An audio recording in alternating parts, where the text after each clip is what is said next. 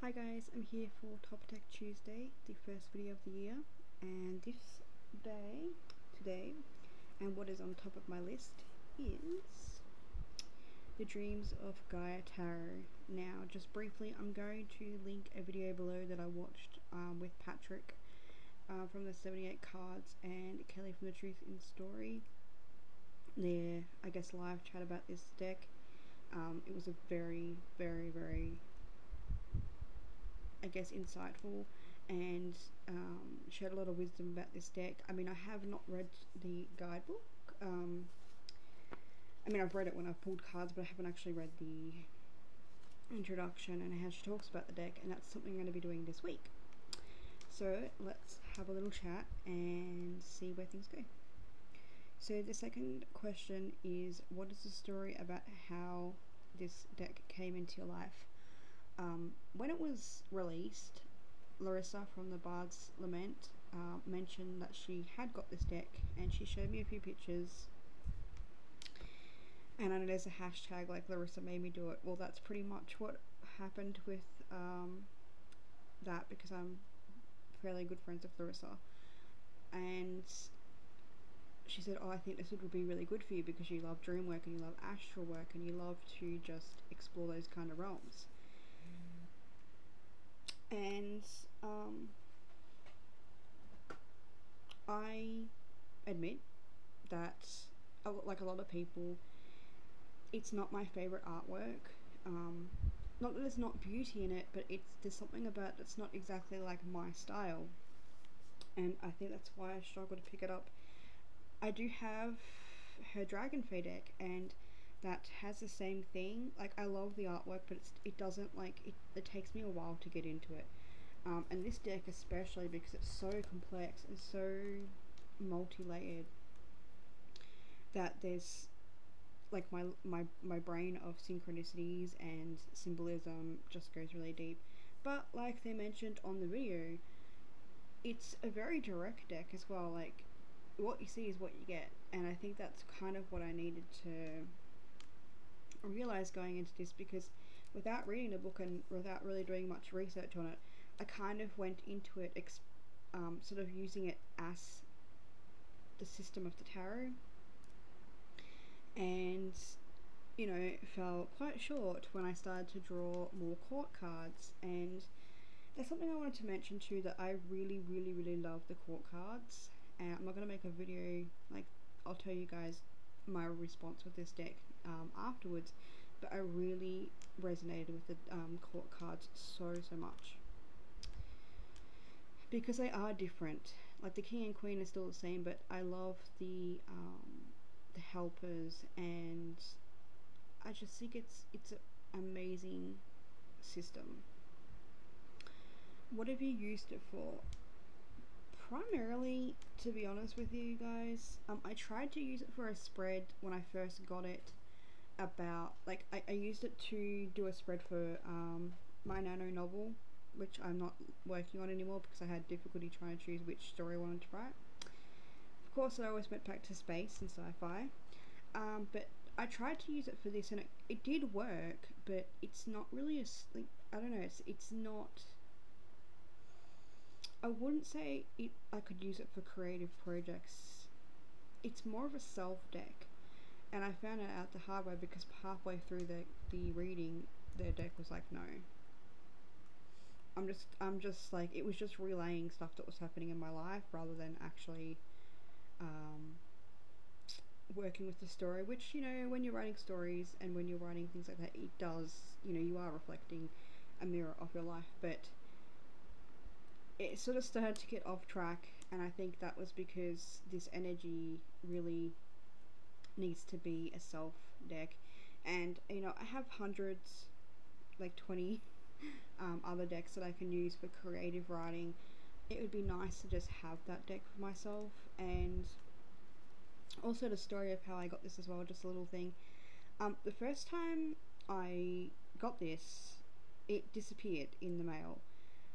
They had to send me another one, and nobody knew where it went. Like, there was no trace of it, like, absolutely no, like, no, I sent it from the book depository or anything like that, even though I did say they've sent it, but there was just no they couldn't find it, and I thought it was quite strange, because at that time I had been having dreams about another person with the same name, and I wondered if that was really connected. So, and there was a lot of stuff going on at that time, and then when I kind of let go of that, the deck came in its new edition.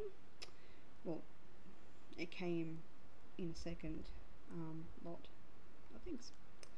I think I just talked about what distinct energy does it hold, but what else have I used it for? To me, primarily, like, so far, this deck has been like an altar setup. I don't do a ton of writing with it. I think because it has such intense energy, like, I feel like I could draw a card and work with it probably for a week. Like, I set up a spread the other day with my new little blocks and my elemental stones and other gemstones, and it was about writing and creating and sort of working on my goals and quarter one goals. And I didn't feel the need to write, like, journal about it. I just felt the need to just lay it out and let them speak and let the energy work through me rather than actually being such a journalistic deck. I did journal yesterday when I pulled the card for the week, which is my card of the week, which is a 10 of swords, and I'll talk about that more at the end of the week because I've only just pulled it yesterday. But I do think that one of the things for me that is going to be astral work, and definitely because it has a lot of portals and a lot of dreamscapes and doorways, and I love that because you guys know I am definitely into astral travel, astral projection, anything to do with the astral realm and dreaming, and I think that's where it plays out its creativity, because I find that when I'm really stuck in the physical, which I kind of am now because I've had to be stuck in the physical to kind of get out of crisis,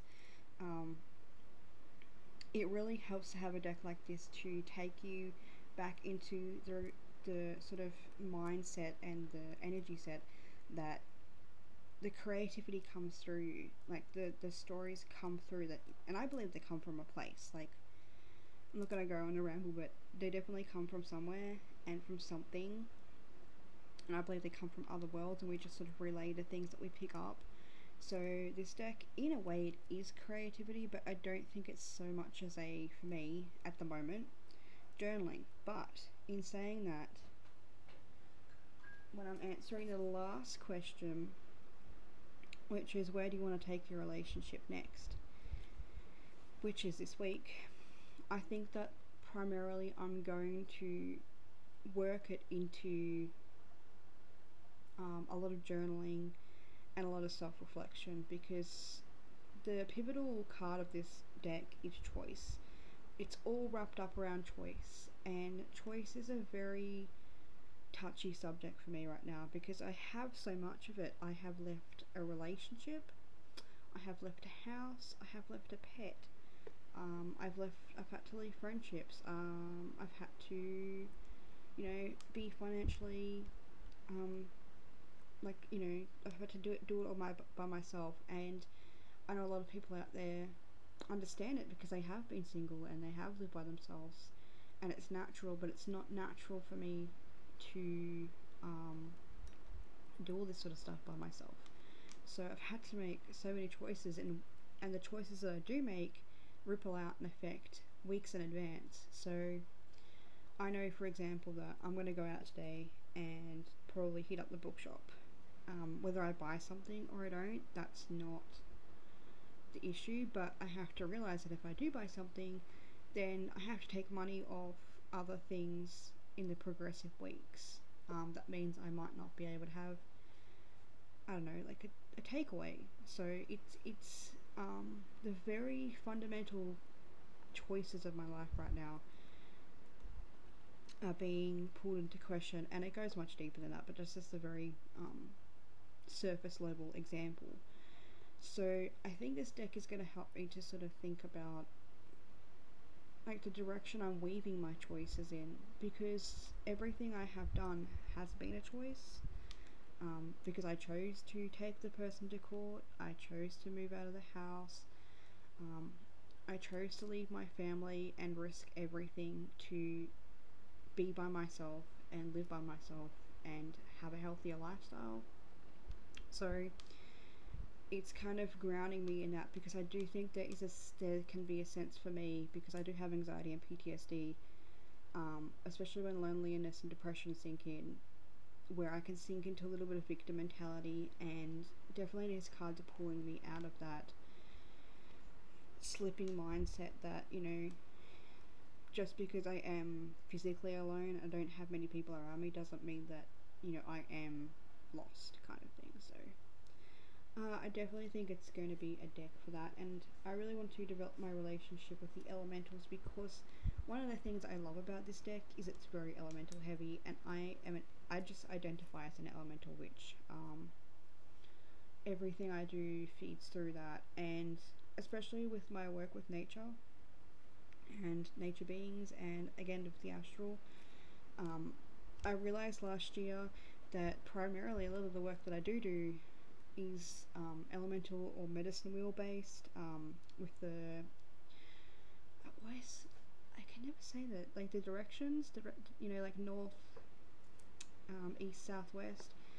I do a lot of my work with that, and I want to do more with that with this deck as well. So I might even do like a room reading this week. Anyway guys, thank you for watching. I hope you enjoyed this Top Deck Tuesday. I will leave the video below that I watched with Patrick and Kelly. If I said Katie, I'm sorry. Kelly. And if you have any questions about this deck, or would like to have any discussions about the deck, leave your questions below in the comments box, and I will talk about them at the end of the week when I do my wrap up of how my experience was integrating this deck into my life, because that's partly what this is about. It's taken me a very long time to integrate this into my life, and I love it. I love this deck. It's just that there's a lot of resistance around it. So thank you guys for watching. I also found this in my bag. It's been there for about 5 days. I forgot to take it out of my backpack.